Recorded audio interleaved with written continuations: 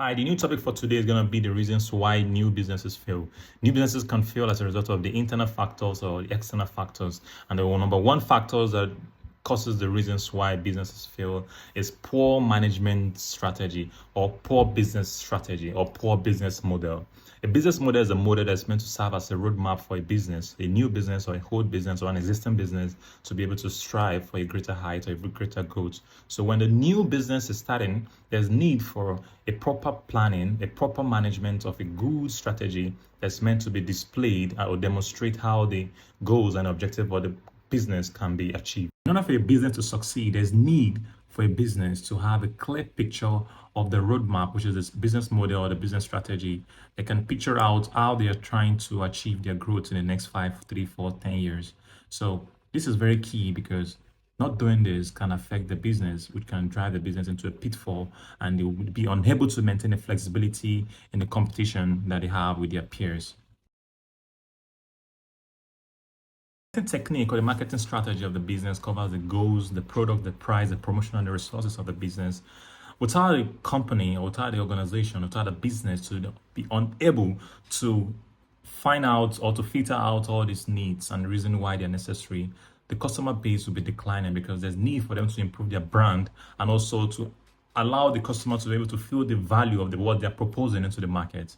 Okay, so the four P's of marketing, which is the product, the promotion, the price, the place, and people, is very necessary for a new business to follow, because not doing this can run down the marketing, not doing this can run down the customer base and the customer clientele of the business.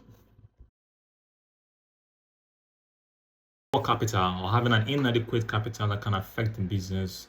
The first thing that you need to understand is that capital helps you to strive your business, help you to improve your business, help you to grow your business, for you to be able to do some development, and for you to be able to extend your reach all around wherever you want it to be.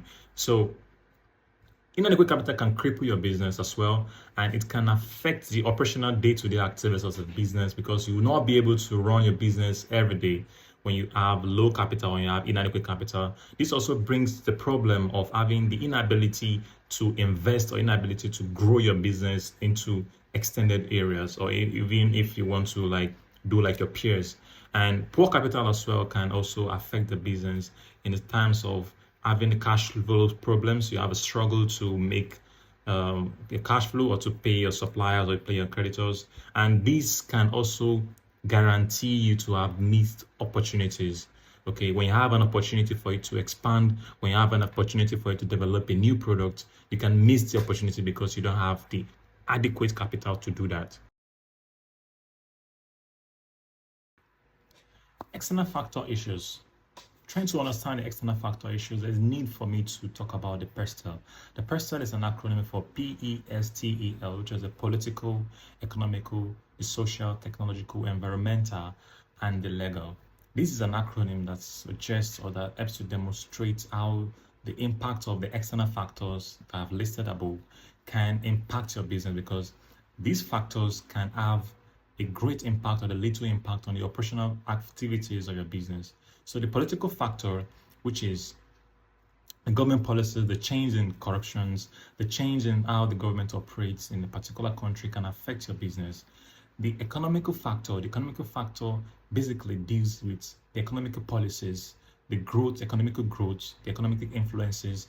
All these affects a business, but you may not be able to understand that because the changes in economic growth, whether the positive part or the negative part, can have an issues on your business or could affect your business or could impact on your business. Now, let's go back to the social. The social factor. The social factor is a factor that considers the lifestyle or that considers the culture or the attitude of a consumer or of a population. So what's the consumer trends? What are they going into now? What is the alternatives of the consumer? What is the shifts in the consumer's expectations or what they are buying? The buying purchase of the consumer must have changed as a result of one factor or the other. The next factor is a technological factor. This is the advancement of an operation using the technology as a result of research. So the automation usage of different activities or different operations can affect your business because people can go from one way of doing something to another automated way of doing another thing. So there's need for you to question yourself, like, are you doing the right thing in the technological part? Are you using the technology to improve your business? When you don't do this, it can affect your business. It can impact on your business negatively or positively. The next part is the ecological factor. The ecological factor simply concerns the environment, or you can say the environmental factor. This is like the sustainability practices. It could be the practices that governs the ecological, the climate change and the weather conditions, or the environment, population, or whatever. It can also affect your business as well, because you don't have control over them. They have control on you. So the last one is the legal. The legal factor considers the consumer laws, the labor laws, the human law, the human rights law, the acts, and all other type of laws that covers the business, or that covers the human in a particular jurisdiction. So when you're trying to analyze yourself in a business, there's need for you to capture this factor, because without using this factor, the external factors I've listed, there's a tendency that you will not be able to have a clear picture of your evaluation of what's really affecting your business, and to know whether you're going towards the goals you've set up when you're trying to set up a business, or you're going towards another dimension.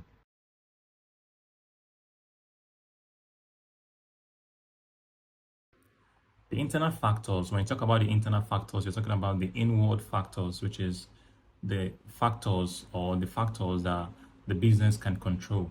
So, or the business have control over. So this is basically the core competence of the business, the adequate resources of the business, the management skill, or the management, or where the position of the business is. So this could be like as a result of the most advantageous resources or parts or aspects of the business, which has taken the business to a new level, or which has given the business a good position, a good reputation in the area or in an environment. So when you discuss, or when you talk about the internal factor, this captures what are internal, not external this time around, because you can control them, because you have control over them. You can use them anyhow you want to use it, efficiently and effectively. While the other one, which is the weakness, the weakness is as a result of management inappropriateness, or management inefficiency, low productivity, low revenue, low income, low profits, can be traced to the weaknesses of the business, or maybe a poor reputation, or poor brand value, or poor customer base, or poor customer proposition, or poor customer perception of a product or a services can be resulted to be the weaknesses.